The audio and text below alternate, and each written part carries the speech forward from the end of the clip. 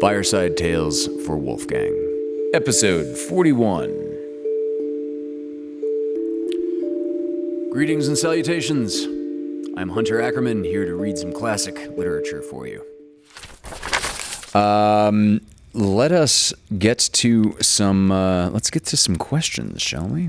And we've got a new email address specifically for the purpose of asking questions. So AskHunterAnything at gmail.com. I'm going to start with a question from David. David asks, related to the solar system in question, why does darn near everything in the universe spin? Excellent question, sir. You've heard of momentum, right? So momentum is commonly described in school as paraphrased, that which stays, that which is in motion tends to stay in motion, that which is at rest tends to stay at rest. This is frequently called the law of inertia. On the face of the earth, we have something very counterintuitive happening. So if you are to drive your car, just like as a child, you're in a car, right? You reach your hand out the window, you can feel with your hand out the window how significant air resistance is. So, on the surface of the earth, in order to keep your car moving forward, you have to keep the gas pedal depressed. You have to keep the engine working to constantly counteract air pressure. If it wasn't for that air pressure, say out in space, your car, if it were moving in space, would just keep on moving until it ran into something or until some external force acted upon it to slow it down or stop it or make it change directions. This is momentum at work. This is the tendency to stay in motion until something counteracts that motion and actively stops it. So that's the first part. Rotational motion works exactly the same way. Again, we've got a very biased view on the surface of the earth. If you spin a top, you see a lot. The top will eventually, or a dreidel, the top or dreidel will eventually stop because of various forms of friction, not to mention air resistance, not to mention friction with the table itself. But if that top or dreidel or whatever were spinning out in space, it would continue to spin until something slowed it down. It would not slow down on its own. That is because angular momentum is conserved. What I mean by conserved, you've heard the expression, matter can neither be created nor destroyed, merely changed in form. Energy cannot be created nor destroyed, merely changed in form. That's because both matter and energy are conserved. Angular momentum, also conserved, unless, again, just to reiterate, something external operates on it to slow it down. So, to put it in a slightly different way, angular momentum could be described as the tendency of something spinning to keep spinning until something makes it stop spinning. It's going to just keep spinning. That being the case, imagine possible values for angular momentum being stretched out on a long line. The line is infinitely long to the left or right because there's no functional ceiling in our conversation here on how fast a thing can spin. I'm just going to roughly mark the middle of our line. And let's say that anything over here is spinning counterclockwise really, really, really fast. And anything to the left of middle is spinning counterclockwise. Let's put that out there. So anything that's way over here is spinning counterclockwise really, really fast. Anything that's over here is still spinning counterclockwise medium fast. Anything that's, say, right around here, still spinning counterclockwise but slowly. In the center, we call that not spinning at all. And then to the right, now it's spinning clockwise slowly, clockwise medium fast, clockwise really fast. Way off the paper is clockwise really, really, really, really, really fast. So just think for a moment. Given that things that are spinning tend to stay spinning until something external operates on it, and we have a functionally infinite continuum that we could find stuff on, what are the chances of finding an object out in space that is literally exactly, just happens to be in the middle of this spectrum? That would be such a staggering find that why was this thing not spinning would suddenly become the question. And of course, we can conflate the question even further by noticing that just like pool balls, if something hits it, anything other than directly on center, if something like hits the side of the pool ball, it's going to not only move the pool ball, but something hitting the side of the pool ball is going to spin it, is going to confer some spin to it.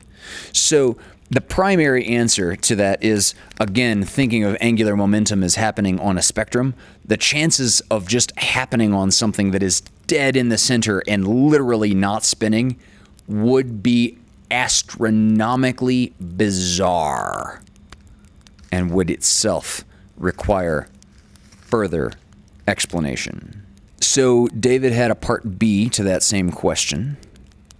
Unrelated, what the heck is electron/quark spin, in quotes? What exactly are they doing that causes quantum physicists to label it spin if they aren't physically spinning? Is spin kind of like a directional field property? Yeah, the short answer is yes, it is kind of like a directional field property.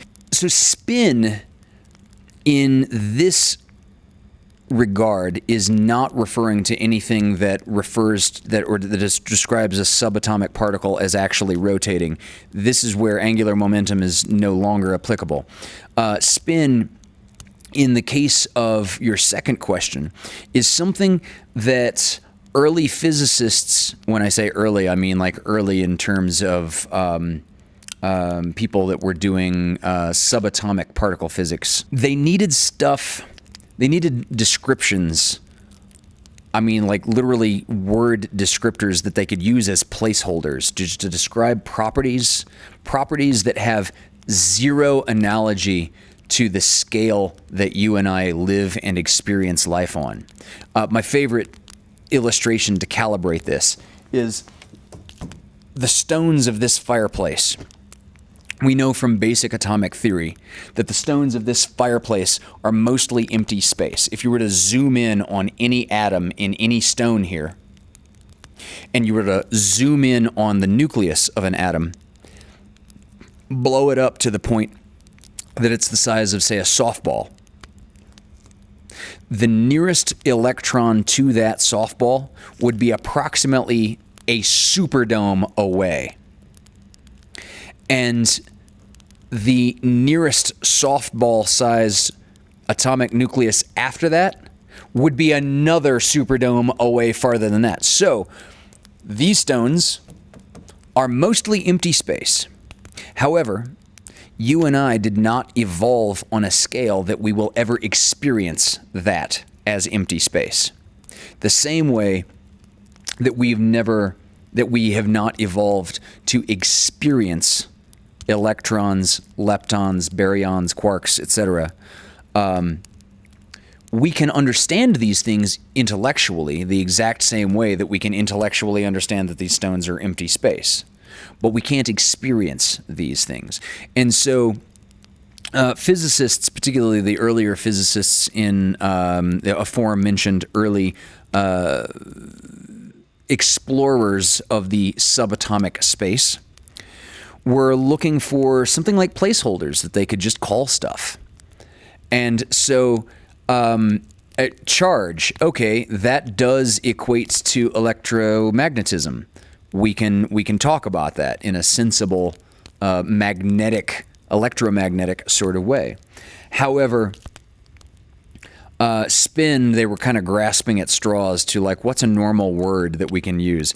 They later on started assigning other things like color, and these particles are not any particular color in any way that you will ever see with your eyeball. Charm is another property. It's not that the particles are particularly charismatic. They are certainly not more or less attractive to each other based on being charming. But you can only put them, or they can only put themselves together in particular combinations of spin up, spin down configurations, for example. In fact, we don't even call it spin clockwise, spin counterclockwise.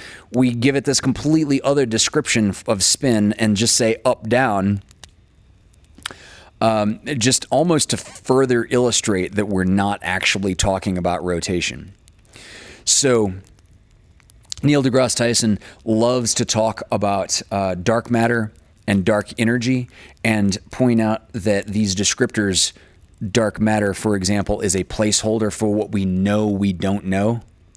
With spin, we have a property that we understand extremely well that we are describing to this particle. And in certain experimental circumstances, the particle will go this way if it's spin up, versus in the same circumstances, it'll go this way if it is spin down. It absolutely affects things that we can observe in very carefully designed experiments. But the early, I love the term, I've just made up that term just now, the early explorers of atomic space were looking for a placeholder of what can we call this descriptor.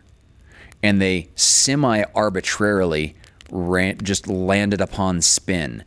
Instead of calling it spin, they could have called it red-green. Fireside Tales for Wolfgang. Originally broadcast on GWC Productions YouTube channel, Caps Media Television Channel 6 in Ventura on KPPQ LP Ventura at 104.1 FM, and on the KPPQ Podcast Network. Episodes can also be viewed on Pasadena Media, either on Spectrum Charter Channel 32 or on AT&T Uverse Channel 99. We're going to start a three-parter here, and this is The Murders in the Rue Morgue, published by Edgar Allan Poe in 1841.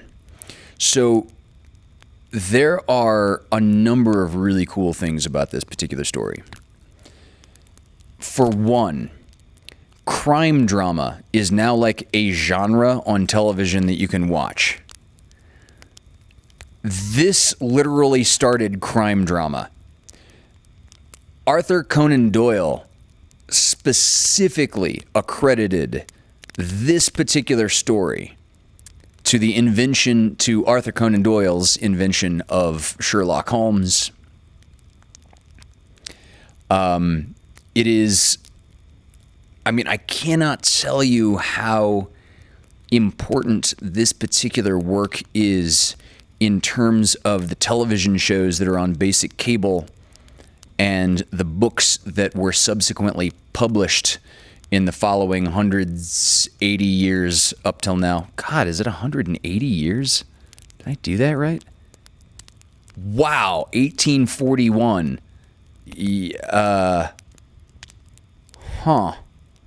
Yeah, 60, 120, 180 years. Yet, never mind how important Edgar Allan Poe as an author was. This particular story is that without this story, we wouldn't have those like violent NCIS crime dramas. Without this particular story, we wouldn't have Ice-T looking straight into the camera saying the word anal contusions on mainstream cable, right? It's By the way, there are no anal contusions in this particular story.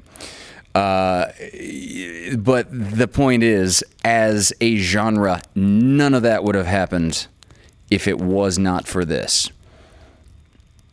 Agatha Christie. I'm just going to reiterate Sherlock Holmes. I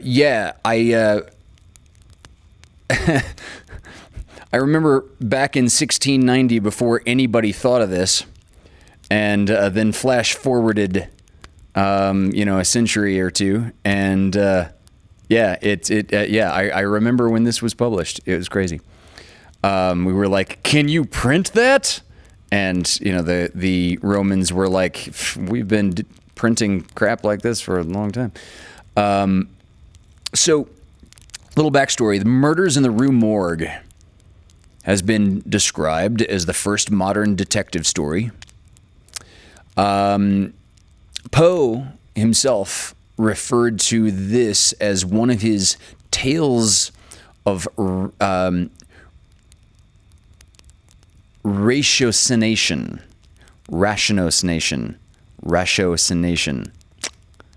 It's kind of like the practice of being rational, like the process of thinking, ratiocination. This is a real detective story. Poe himself also stated in a letter that the theme of the Murders in the Rue Morgue is the exercise of ingenuity when solving a murder. The man who investigates the murder in this particular story is not a professional detective, but instead just sort of studies crime for his own amusement, the way that I personally study most of the things in life that I study.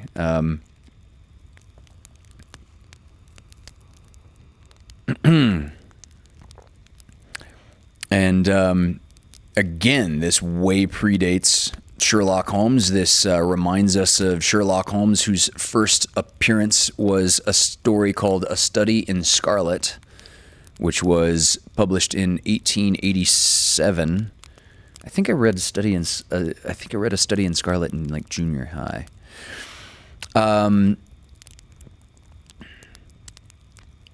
But there's something else to notice, that there are, as you will soon hear and see, there are a couple of protagonists. There is the genius amateur detective, Dupin. And then there's the guy who's more the narrator, Alexandre Etienne. And Etienne is a doctor, exactly the way that Sir Arthur Conan Doyle lifted for all the Sherlock Holmes stories, where Dr. Watson, the sidekick, as it were, was really the narrator of the stories, and Sherlock Holmes was the true genius. So in this, Auguste Dupin is a man in Paris who is working on the mystery of the brutal murder of, well, I'm not going to do any spoilers here in reading the exposition, but he enjoys the exercise for his mental acuities. He's not a professional detective, just like Sherlock Holmes. So, with that, this is The Murders in the Rue Morgue by Edgar Allan Poe, Part 1. Residing in Paris during the spring and part of the summer of 18-something, I there became acquainted with a Monsieur Auguste Dupin. This young gentleman was of an excellent, indeed of an illustrious family, but by a variety of untoward events had been reduced to such poverty that the energy of his character succumbed beneath it, and he ceased to bestir himself in the world or to care for the retrieval of his fortunes. By courtesy of his creditors, there still remained in his possession a small remnant of his inheritance, and upon the income arising from this, he managed, by means of a rigorous economizing, to have the necessaries of life, without troubling himself about its superfluities. Books, indeed, were his sole luxuries, and in Paris, these are easily obtained. Our first meeting was at an obscure library in the Rue Montmartre, where the accident of our both being in search of the same very rare and very remarkable volume brought us into closer communion. We saw each other again and again.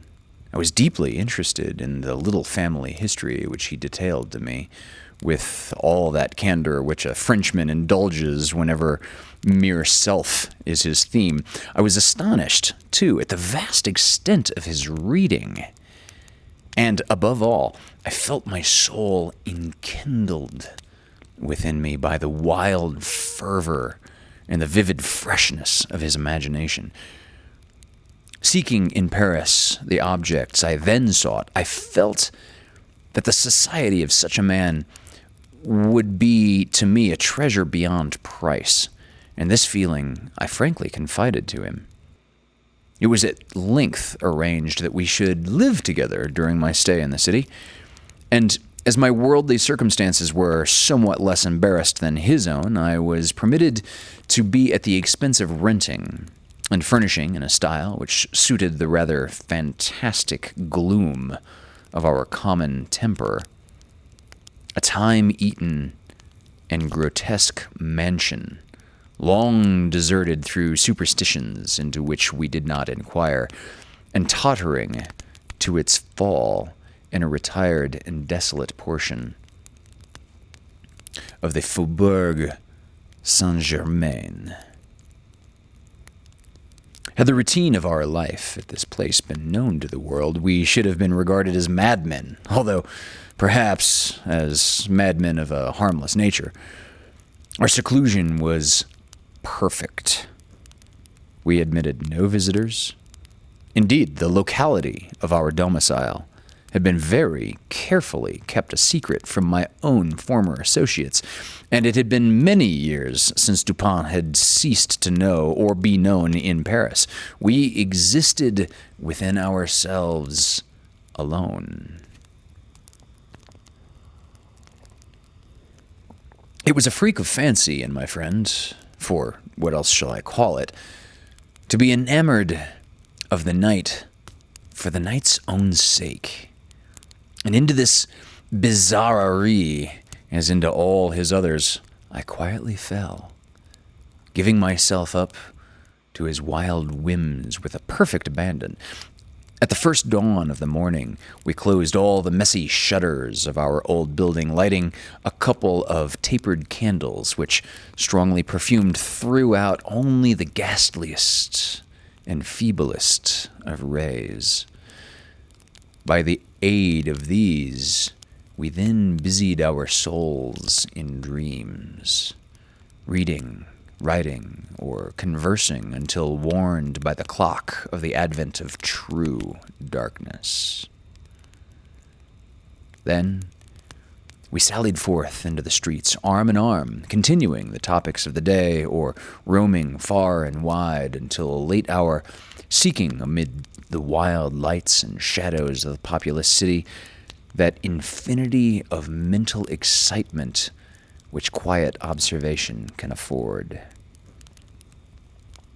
At such times I could not help remarking and admiring, although from his rich ideality I had been prepared to expect it, a particular analytic ability in Dupin. He seemed, too, to take an eager delight in its exercise, if not exactly in its display, and did not hesitate to confess the pleasure thus derived. Let it not be supposed from what I have just said that I'm detailing any mystery or penning any romance. What I have described in the Frenchman was merely the result of an excited or perhaps of a diseased intelligence. But of the character of his remarks at the periods in question, an example will best convey the idea. We were strolling one night down a long, dirty street in the vicinity of the Place Royale. Being both apparently occupied with thought, neither of us had spoken a syllable for 15 minutes at least. All at once, Dupin broke forth with these words. "He is a very little fellow, that's true, and would do better for the Théâtre Variété." "There can be no doubt of that," I replied unwittingly, and not at first observing, so much had I been absorbed in reflection, the extraordinary manner in which the speaker had chimed in with my exact line of thinking. In an instant afterward, I recollected myself, and my astonishment was profound. "Dupin," I said gravely, "this is beyond my comprehension. I do not hesitate to say that I am amazed and can scarcely credit my senses. How was it possible you should know I was thinking of..."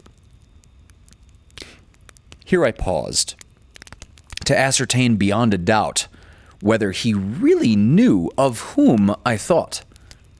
"Of Chantilly," said he. "Why do you pause? You were remarking to yourself that his diminutive figure unfitted him for tragedy." This was precisely what had formed the subject of my reflections. Chantilly was a former cobbler of the Rue Saint-Denis, who, becoming stage mad, had attempted the role of Xerxes in Crébillon's tragedy and was notoriously satirized for his pains. "Tell me, for heaven's sake," I exclaimed, "the method, if method there is, by which you have been enabled to fathom my soul in this matter." In fact, I was even more startled than I would have been willing to express. "It was the fruiterer," replied my friend, "who brought you to the conclusion that the cobbler was not sufficient height for Xerxes the Great." "The fruiterer? You astonish me. I know no fruiterer whomsoever." "The man who ran up against you as we entered the street, it may have been 15 minutes ago." I now remembered that, in fact, a fruiterer, carrying upon his head a large basket of apples, had nearly thrown me down by accident as we passed from the Rue C into the thoroughfare where we stood. But what this had to do with Chantilly, I couldn't possibly understand. There was not a particle of falseness about Dupin. "I will explain," he said. "And that you may comprehend all clearly, we will first retrace the course of your meditations from the moment in which I spoke to you until that of the encounter with the fruiterer in question. The larger links of the chain run thus: Chantilly, Orion, Dr. Nichols, Epicurus, Sterotomy, the street stones, the fruiterer." There are few persons who have not, at some period of their lives, amused themselves in retracing the steps by which particular conclusions of their own minds have been attained. The occupation is often full of interest, and he who attempts it for the first time is astonished by the apparently illimitable distance in incoherence between the starting point and the goal. What then must have been my amazement when I heard the Frenchman speak what he had just spoken, and when I could not help acknowledging that he had spoken the truth, he continued, "We had been talking of horses, if I remember right, just before leaving the Rue C. This was the last subject we discussed. As we crossed into the street, a fruiterer with a large basket upon his head, brushing quickly past us, thrust you upon a pile of paving stones collected at a spot where the causeway is undergoing a repair.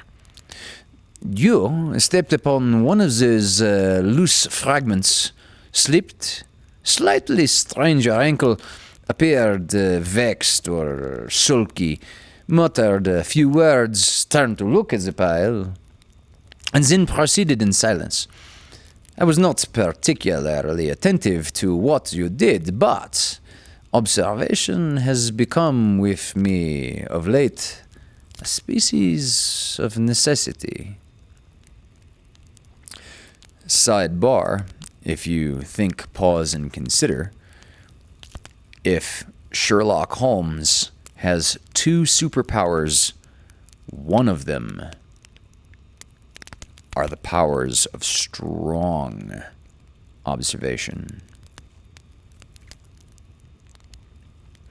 You kept your eyes upon the ground, glancing with a petulant expression at the holes and ruts in the pavement, so that I saw you were still thinking of the stones, until we reached the little alley called Lamartine, which has been paved by way of experiments with the overlapping and riveted blocks. Here, your countenance brightened up, and perceiving your lips move, I could not doubt that you murmured the word stereotomy, a term very affectedly applied to this species of pavement. I knew that you could not say to yourself stereotomy. Stereotomy, by the way, is kind of the art and science of fine, precise stone cutting. I knew that you could not say to yourself stereotomy without being brought to the brink of atomies, and thus the theories of Epicurus. And since, when we discussed this subject not very long ago, I mentioned to you how singularly, yet with how little notice, the vague guesses of that noble Greek had met with confirmation in the late nebular cosmogony. I felt that you could not avoid casting your eyes upward to the great nebula in Orion, and I certainly expected that you would do so. You did look up, and I was now assured that I had correctly followed your steps, but in that bitter tirade upon Chantilly, which appeared in yesterday's Musée, the satirist quoted a Latin line about which we have often conversed, and of course I mean the line, perditit antiquitim literata prima sonum. I told you that this was in reference to Orion, and from certain pungencies connected with this explanation, I was aware that you could not have forgotten it. It was clear, therefore, that you would not fail to combine the two ideas of Orion and Chantilly. That you did combine them, I saw by the character of the smile which passed over your lips. You thought of the poor cobbler's embarrassment. So far, you had been stooping in your gait, but now I saw you draw yourself up to full height. I was then sure that you reflected upon the diminutive figure of Chantilly. At this point, I interrupted your meditations to remark that, in fact, he was a very little fellow, that Chantilly, that he would have done much better at the Théâtre des Variétés. Well, not long after this, we were looking over an evening edition of the Gazette des Tribunaux when the following paragraphs arrested both our attention. Extraordinary murders. This morning, about 3 o'clock, the inhabitants of the Quartier Saint-Roch were aroused from sleep by a succession of terrific shrieks, issuing apparently from the 4th story of a house in the Rue Morgue, known to be in the sole occupancy of one Madame L'Espagne and her daughter Mademoiselle Camille L'Espagne. After some delay, occasioned by a fruitless attempt to procure admission in the usual manner, the gateway was broken in with a crowbar, and 8 or 10 of the neighbors entered accompanied by 2 gendarmes. By this time the cries had ceased, but as the party rushed up the first flight of stairs, 2 or more rough voices in angry contention were distinguished and seemed to proceed from the upper part of the house.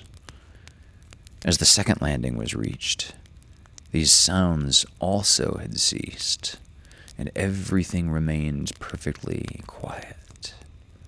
The party spread themselves and hurried from room to room.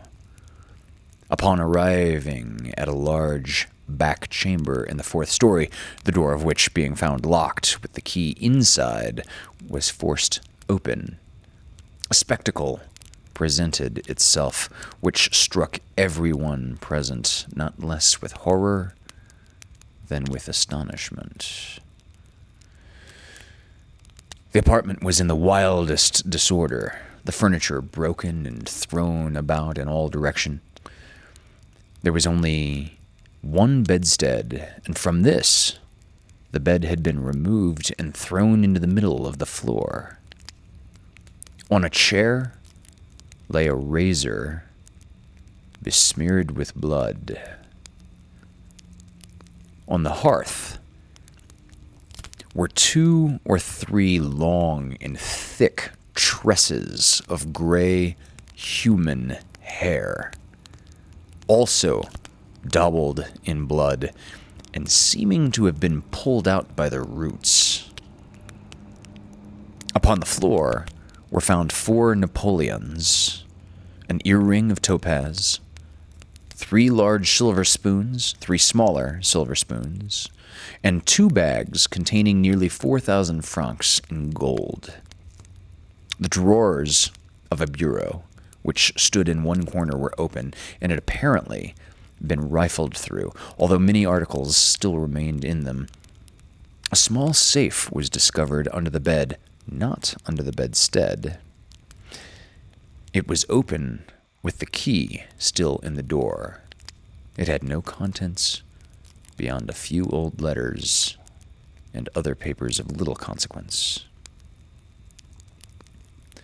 Of Madame L'Espagne, no traces were here seen, but an unusual quantity of soot being observed in the fireplace, a search was made in the chimney, and, horrible to relate, the corpse of the daughter, head downward, was dragged therefrom, it having been thus forced up the narrow aperture from a considerable distance.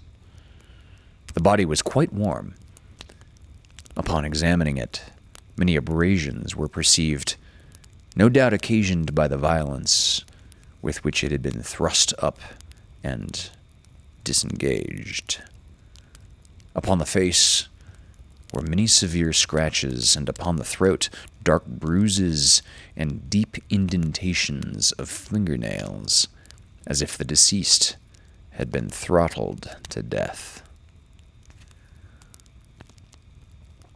After a thorough investigation of every portion of the house, Without further discovery, the party made its way into a small paved yard in the rear of the building where lay the corpse of the old lady, with her throat so entirely cut that, upon an attempt to raise her, the head fell off.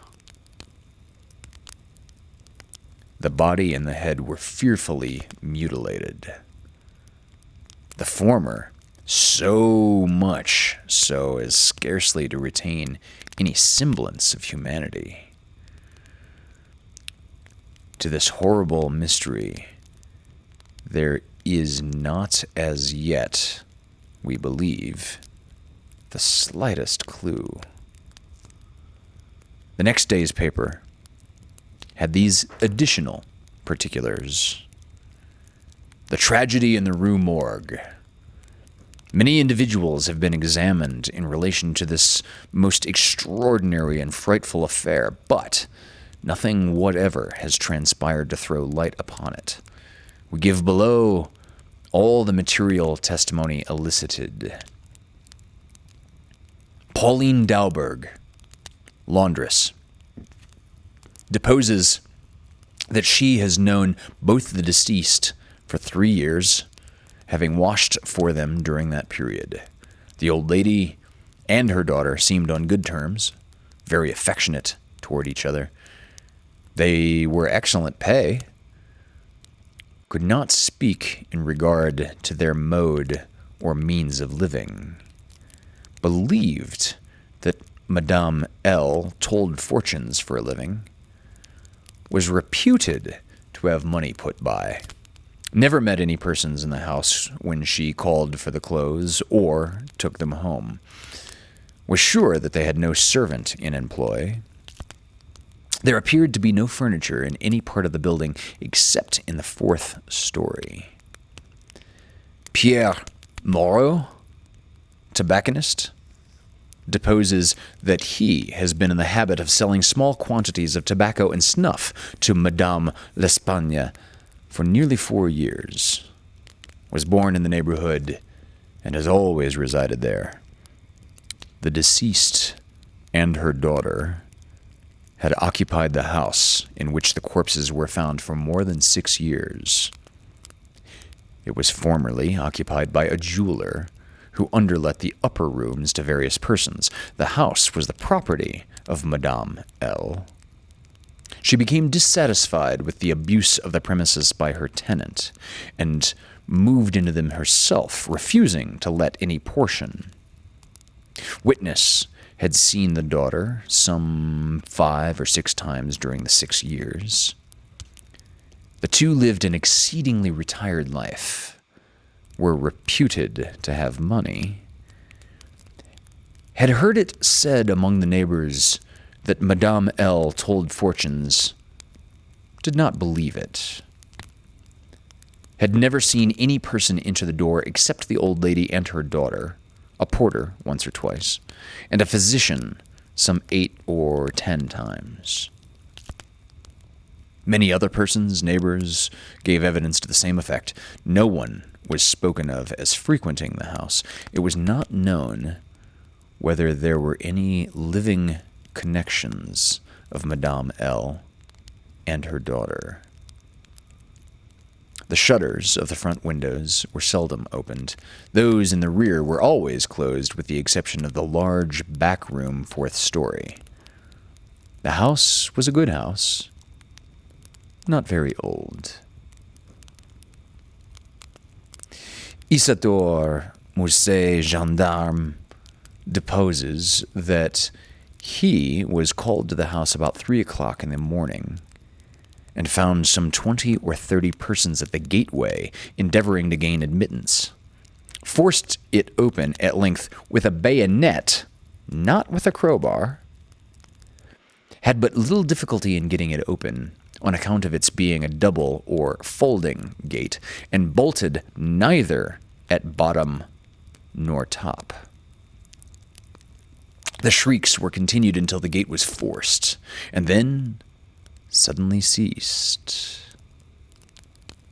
They seemed to be screams of some person or persons in great agony were loud and drawn out, not short and quick. Witness led the way upstairs. Upon reaching the first landing, heard two voices in loud and angry contention. The one a gruff voice, the other much shriller, a very strange voice. Could distinguish some words of the former, which was that of a Frenchman. Was positive that it was not a woman's voice. Could distinguish the words sacré and diable. The shrill voice was that of a foreigner. Could not be sure whether it was the voice of a man or of a woman. Could not make out what was said, but believed the language to be Spanish. The state of the room and of the bodies was described by this witness as we described them yesterday. Henri Duval, a neighbor, and by trade a silversmith, deposes that he was one of the party who first entered the house. Corroborates the testimony of Mousset in general. As soon as they forced an entrance, they reclosed the door to keep out the crowd, which collected very fast, notwithstanding the lateness of the hour. The shrill voice, this witness thinks, was that of an Italian. Was certain it was not French. Could not be sure that it was a man's voice. It might have been a woman's. Was not acquainted with the Italian language. Could not distinguish the words, but was convinced by the intonation that the speaker was an Italian. Knew Madame L. and her daughter, had conversed with both frequently, was sure that the shrill voice was not that of either of the deceased.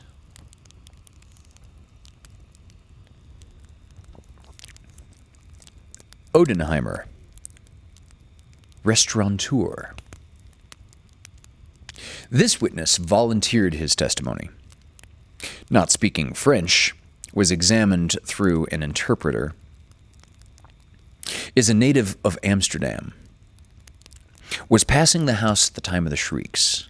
They lasted for several minutes, probably 10. They were long and loud, very awful and distressing. Was one of those who entered the building. Corroborated the previous evidence in every respect but one. Was sure that the shrill voice was that of a man, of a Frenchman. Could not distinguish the words uttered. They were loud and quick, unequal, spoken apparently in fear as well as in anger. The voice was harsh, not so much shrill as harsh. Could not call it a shrill voice. The gruff voice said repeatedly, Sacré diable, and once, Mon Dieu.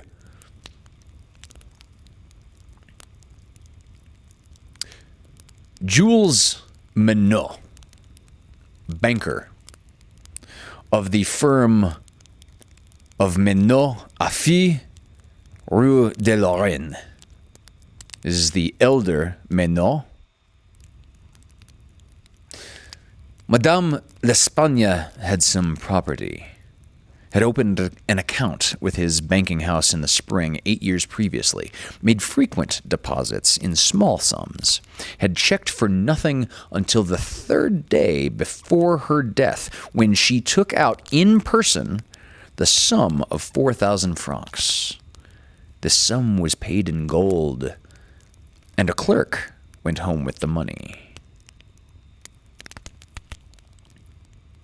Adolphe Lebon, clerk to Menot Affi, deposes that on the day in question, about noon, he accompanied Madame L'Espagne to her residence with the 4,000 francs, put up in 2 bags. Upon the door being opened, Mademoiselle L. appeared and took from his hands one of the bags, while the old lady relieved him of the other. He then bowed and departed. Did not see any person in the street at the time. It is a by-street. Very lonely. William Bird, tailor, deposes that he was one of the party who entered the house, is an Englishman, has lived in Paris 2 years, was one of the first to ascend the stairs, heard the voices in contention. The gruff voice was that of a Frenchman, could make out several words, but cannot now remember all, heard distinctly sacré and mon Dieu. There was a sound at the moment as if of several persons struggling, a scraping and scuffling sound. The shrill voice was very loud, louder than the gruff one. It is sure that it was not the voice of an Englishman. Appeared to be that of a German. Might have been a woman's voice. Does not understand German. 4 of the above-named witnesses being recalled, deposed that the door of the chamber in which was found the body of Mademoiselle L. was locked on the inside when the party reached it. Everything was perfectly silent. No groans or noises of any kind. Upon forcing the door, no person was seen. The windows, both of the back and front room, were down and firmly fastened from within. A door between the 2 rooms was closed, but not locked. The door leading from the front room into the passage was locked, with a key on the inside. A small room in the front of the house, on the 4th story, at the head of the passage, was open, the door being ajar. This room was crowded with old beds, boxes, and so forth. These were carefully removed and searched. There was not an inch of any portion of the house which was not carefully searched. Sweeps were sent up and down the chimneys.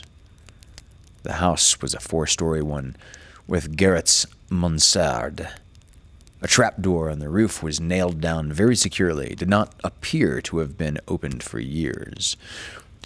The time elapsing between the hearing of the voices in contention and the breaking open of the room door was variously stated by the witnesses.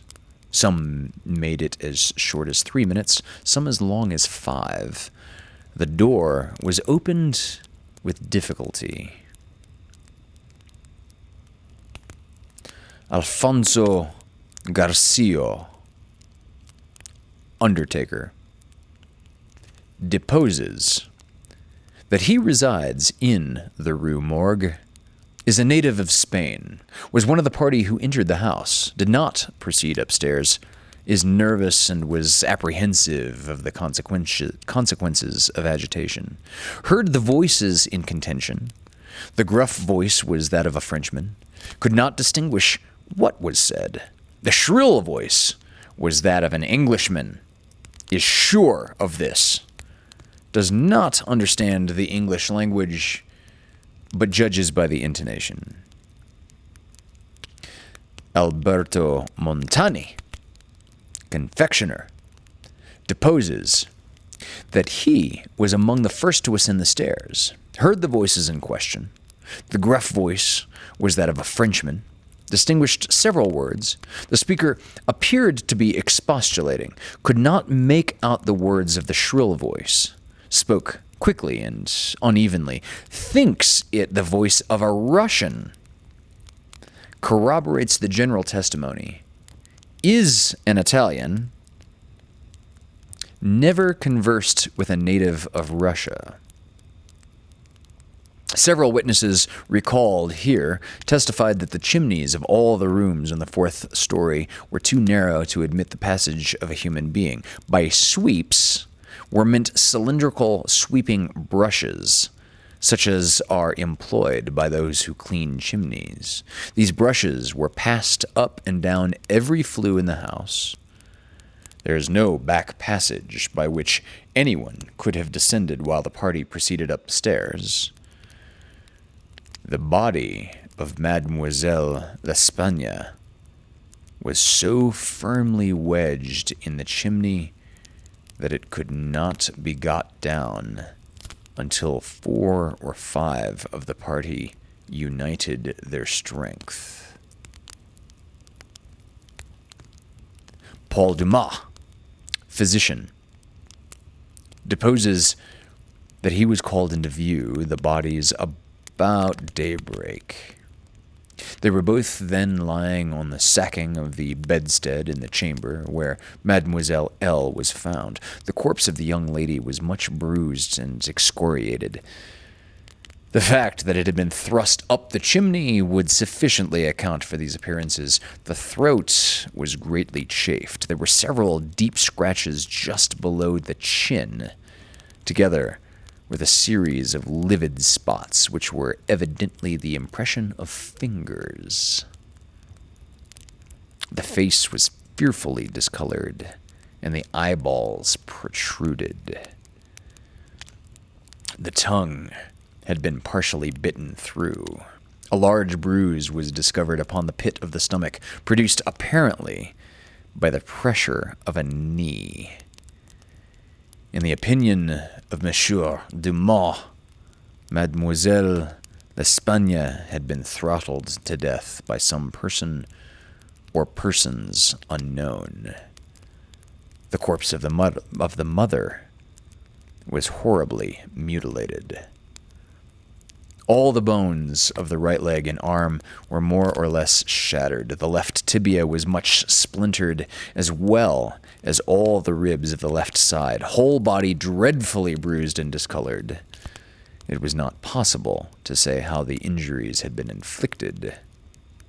A heavy club of wood, or a broad bar of iron, a chair, any large, heavy, and obtuse weapon would have produced such results if wielded by the hands of a very powerful man.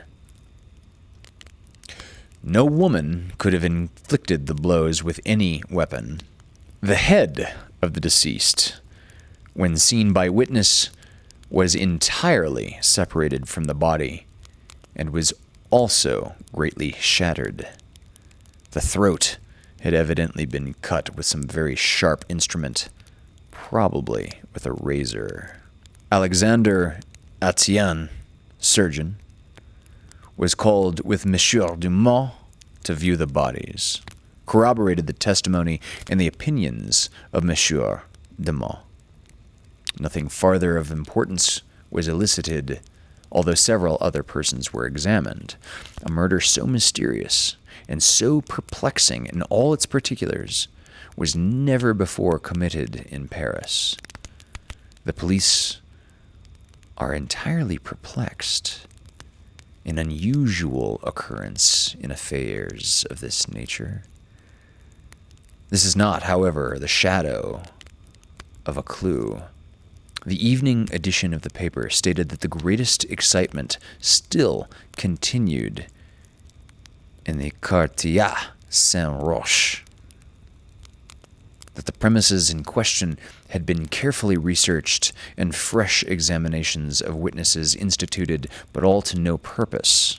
A postscript, however, mentioned that Adolphe Lebon had been arrested and imprisoned, although nothing appeared to incriminate him beyond the facts already detailed. End of part 1. Thank you for joining us for this episode of Fireside Tales for Wolfgang. You can view more of my work at Hunter's Acoustic Cabin. Directed by Hunter Ackerman. Produced by GWC Productions. In memory of Wolfgang Beastly.